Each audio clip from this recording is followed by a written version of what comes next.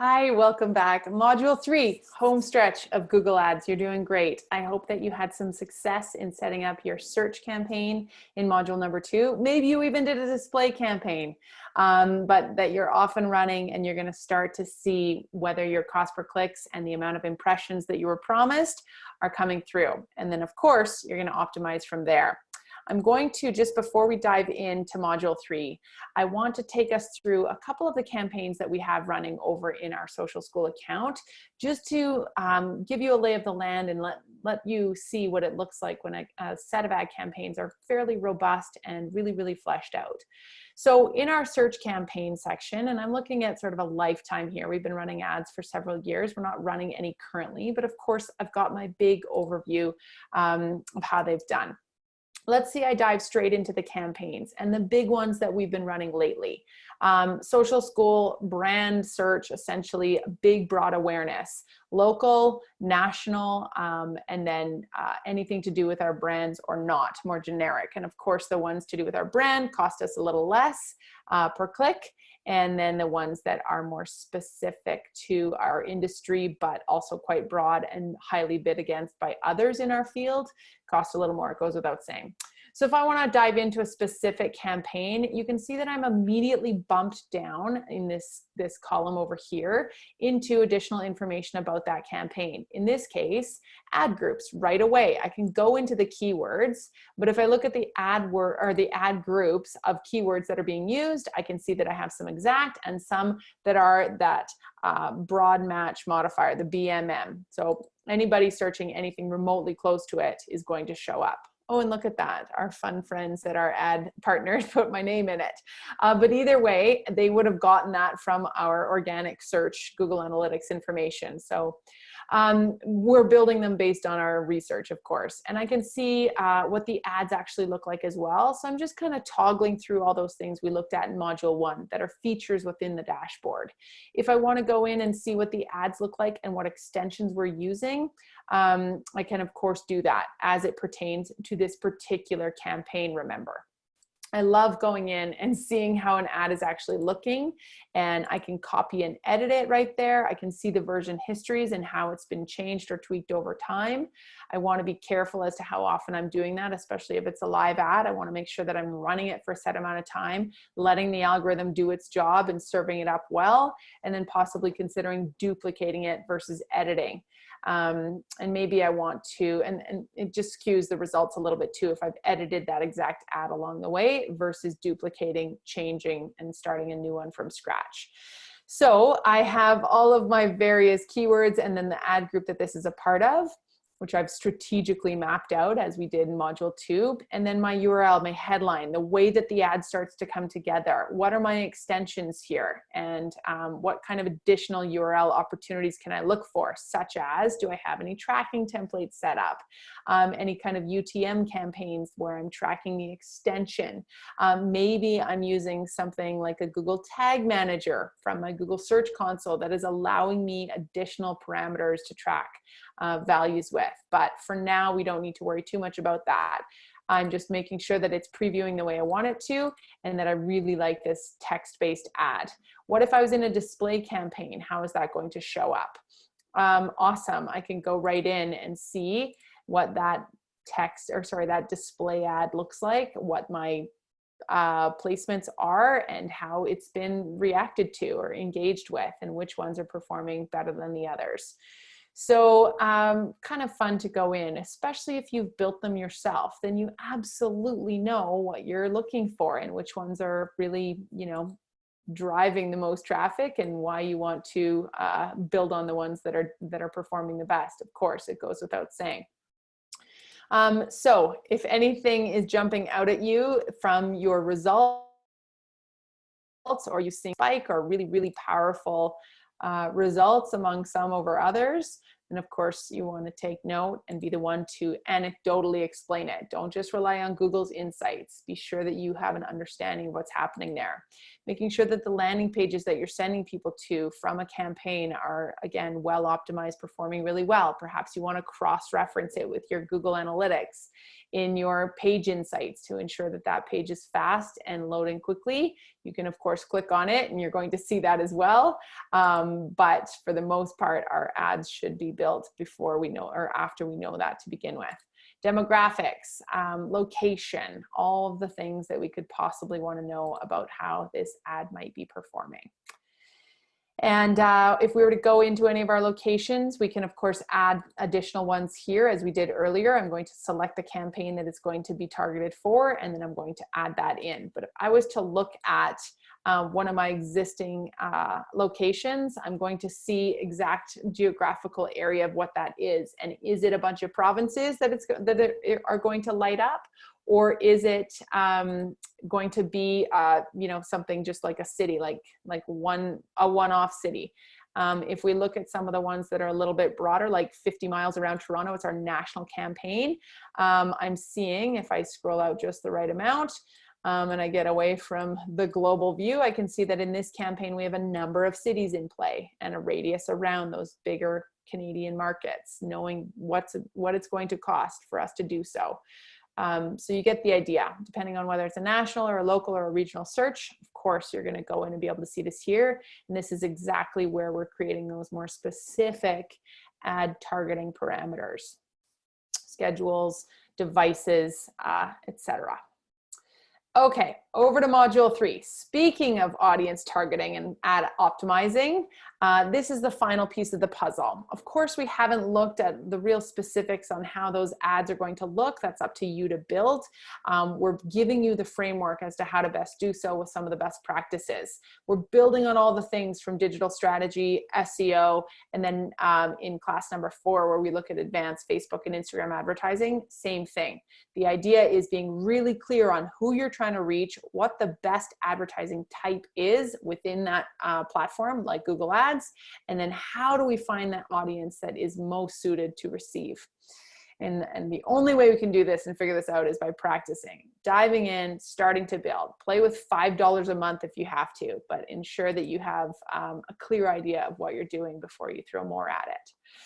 So remarketing is a huge opportunity for us. This is where we're taking the information from our online audience and the site traffic that we're receiving, and we're retargeting those people accordingly, especially with our display ads, but our search ads as well. And we're targeted with this stuff all day long. It's no wonder to us anymore why there is, you know, UGG boots showing up on every search we do, because we left those UGG boots in our cart yesterday on hbc.com.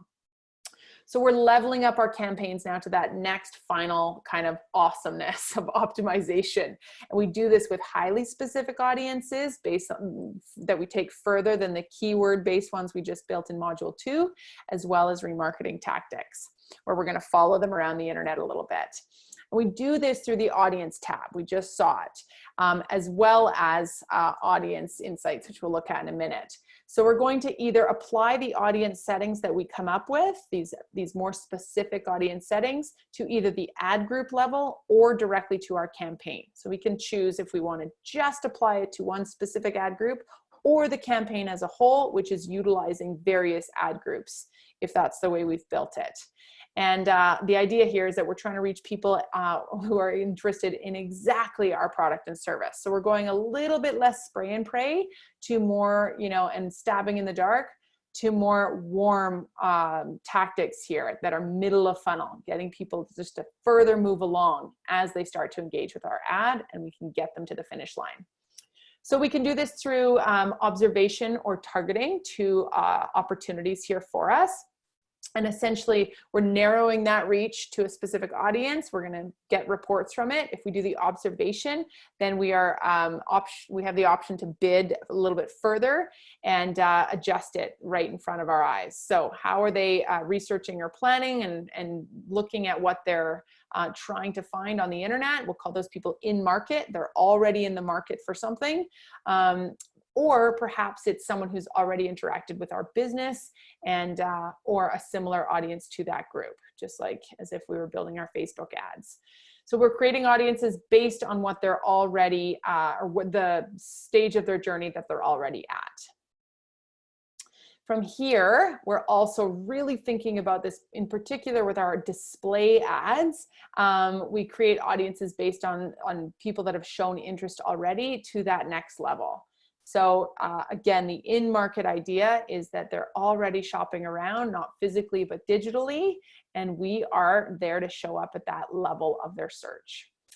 So remarketing, likewise, is where they can pull directly from Google Analytics because we're connected, remember, and we're going to serve it up to people that were using our website whenever we decide, in the last 360 days, or just a certain page, or not a certain page like checkout, but they saw the others, or they were on there for 3 hours or more, that kind of thing. In total, perhaps. We've come back a few times. So we're thinking about this in a really strategic way, and especially, as I mentioned, if it was a display network ad, but you can think about this with your search ads as well. Where do the remarketing ads often appear if they are a display ad? Well, on a site that we'll be traversing, doesn't matter what it is, so long as that site has space for a Google ad. The ones that take precedence often are the remarketing ads. You've seen this yourself. I was on the dash of this website yesterday, a piece of software, and there it is showing up on this sports site that I'm cruising.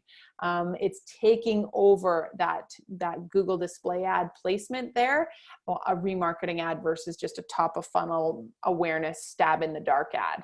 So it's a really smart thing to do if you're doing display ads. And again, we're just moving people through their journey and we're changing up our message accordingly. So I'm not going to be running some generic message without a call to action or any kind of urgency or specifics to it if I'm running remarketing ads. Just like on Facebook and Instagram, as I move people from a cold audience and a cold ad to a warm audience and a warmer, more specific ad, my hot audience of retargets are also getting a hot ad with much more. Maybe there's even a coupon there or some scarcity or urgency or something, but it's got a reason for them to finally pull the trigger. And that's where copywriting and asset development is really key. So top of mind, this is another thing. We're using remarketing, perhaps it's still a hot tactic, but it's just a matter of deciding that we want long-term customers or repeat customers, repeat buyers. And if we show up for them repeatedly, maybe we're not hammering them with the same message if they've already bought, especially if it's for an event or something specific like a ticket or a sale or something. But if it's general brand awareness and we still want to show up with a retargeting ad, that's not a bad tactic either. And a lot of brands do this for certain times throughout the year when they want to remind people that they should be their restaurant or product or shop of choice when it comes time to Christmas season or camping season or Mother's Day or whatever it is. We're really smart to, of course, advertise to our existing buyers versus always just dumping new people into the top of our funnel, which are generally a lot more expensive to reach because we have to stab in the dark a bit versus reaching a smaller group of hot or warm leads. So what we're going to do here is go into the audience manager tool, and this is where we're able to apply those remarketing principles that are connected with our website and re-engage the people that were on there yesterday or a year ago or whatever it is. So within the audience manager, which is located over in our tools and settings, audience manager. So it's not in the campaign section, even though that's where we see what we've already built. I can go in and check out my audiences, my exclusions, etc.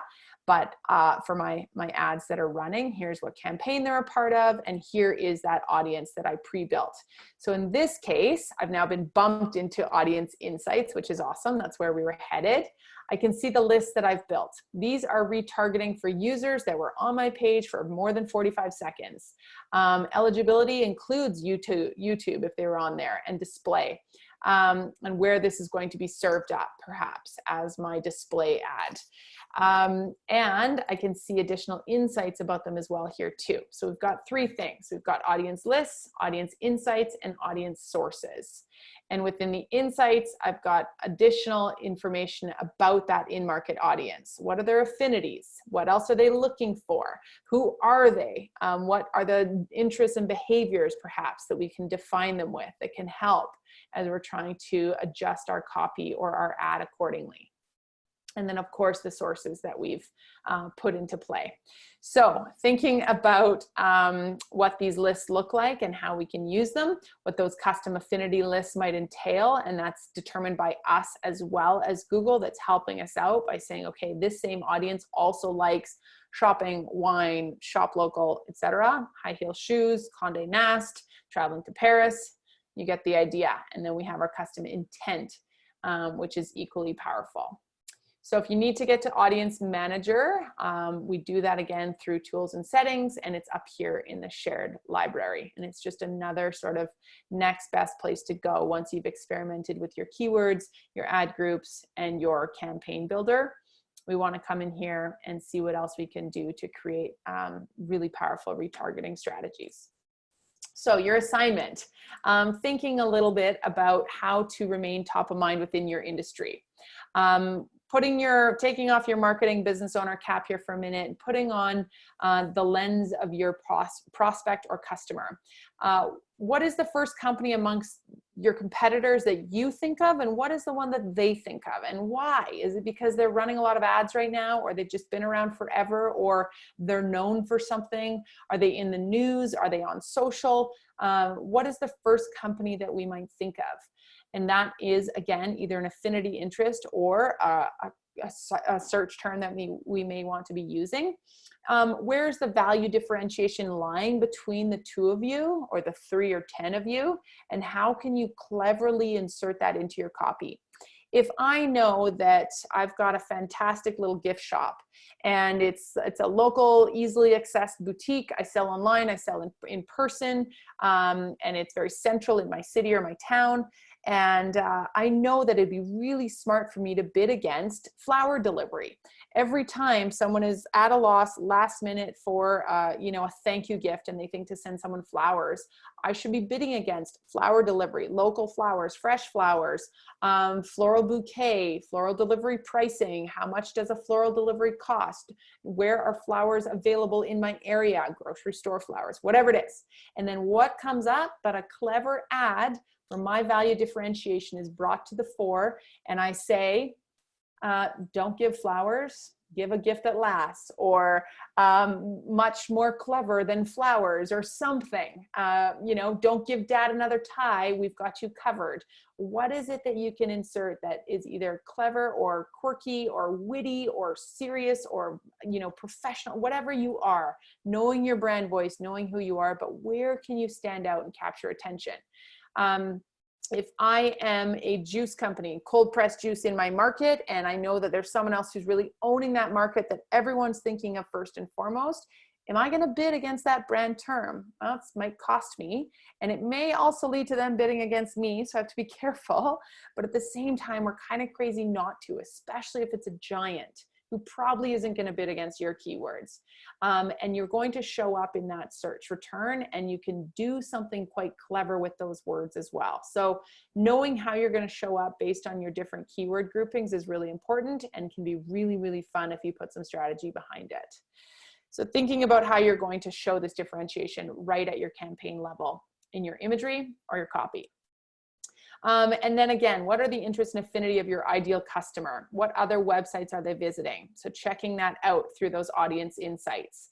And what other interests relate to your business that you can target against that maybe you haven't thought of, such as, again, I'm a gift shop, but wow, people are looking for flowers. I may not be thinking of that because all I'm trying to do is push Mother's Day, but what else are people looking for in a pinch that I can step in and be there for them with? So what other relevant apps, places, holidays, pain points, emotional states, industries, brands are they interested in, or would they think of first that I can kill it in my Google ad campaigns if I experiment with? So some final pieces here about campaign insights and optimization, and it's that second one. We already looked at pieces of the audience manager, and the second one is the audience insights. So this is where we can find audiences related to our lists. So it's going to pull in our remarketing list, and much like Facebook Business Manager, create a lookalike of those people, find people that are related to those same people, and expand our campaign targeting and really, really smartly allow us to increase our bid amount or lessen it to better serve those additional audiences that we're building on to laser focus our campaigns. So an example here. Hockey equipment store might find that the people who typically count as conversions on their site, which they're measuring like champs through their Google Analytics, setting up a goal, person lands here, then they land there, then they land on our checkout page, and that purchase for that exact button or conversion was $45, and thus that goal was met and it had this type of return. Even better if we know they came from this Google ad. Now we have a return on ad spend down to a T, and it's very trackable and super awesome, and you're suddenly the most valuable person in your whole business. But either way, we know who these are. They're age 30 to 45, mostly male, sports enthusiasts is their interest category. We can add to that. They love the Flames or the Canucks, or they are a football junkie, and they love new skates for the winter. And they're often shopping, in fact, every single October. This is a recurring thing for this group of people. We know that to be true because we're tracking their return to our site, or we just have additional customer data.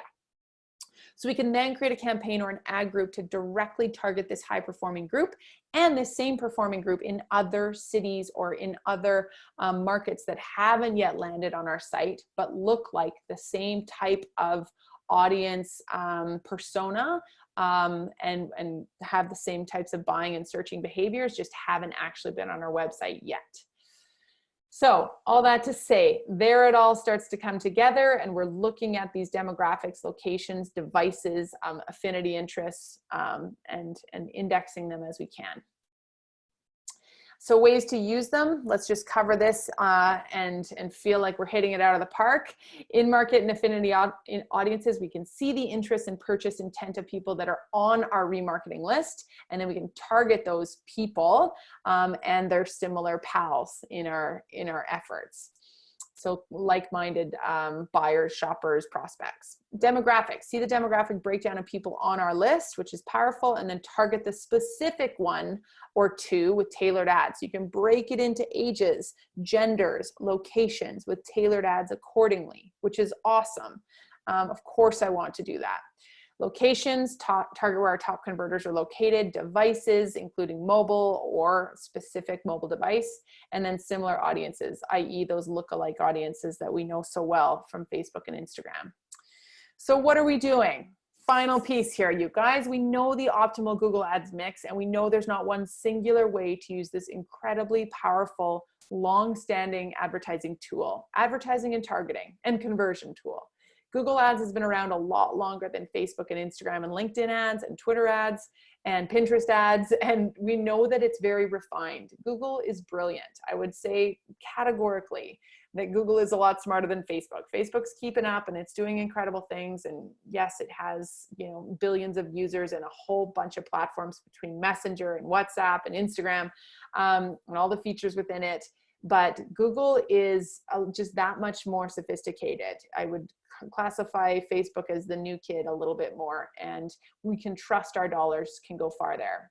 So if you know that your audience is high on search intent when they're regularly searching for your product and service on the internet, yes, you should show up there. If they are just heavy users of Facebook and Instagram, great. That's maybe the place where you really invest your dollars. I would also say that while it's good to start with a small budget on Google Ads, you're not going to see a huge difference, especially if you're in a bigger market where there's lots of competition, until you start really committing to it. And I don't just mean financially, I mean time and energy as well, so that you know that you're not wasting your money and just blindly running Google Ads the lazy way, i.e. the quick ads express, smart way, and you know exactly what's happening and you're in control of it. You know how to adjust the front end of your website and your other tools that are in play, like your Google business page and maps listing, etc., to complement your Google advertising campaigns, not just to work in isolation and trust that it's all firing properly and you don't really know what you're spending money on or how to optimize and measure conversions. So there you go. Final bits of advice. Find the right mix that works for your budget and time constraints. Practice using the tool and improving your asset mix of videos, imagery, and content, words, copy. Commit to a continuous process for improvement. This means setting them up, learning it, and really committing like every day, every other day at the beginning. And then weekly, you can do these check-ins and not set it and forget it, but just check in, improve and optimize, analyze what's working and report on it to those who need to know, including yourself, and then grow your return on ad spend like crazy. And hopefully, as I said, become extremely valuable to everybody in your team, from your sales team and your marketing team to, you know, the entire organization as a whole, long-term as well as short. Good luck. I will see you in course number 4, which is coming up quick if you are in our certificate program, and really looking forward to taking some of the lessons that we've applied and moving them into the Facebook and Instagram environment, which is truthfully one of my favorites. Thank you very much, and I will see you again soon. Good luck.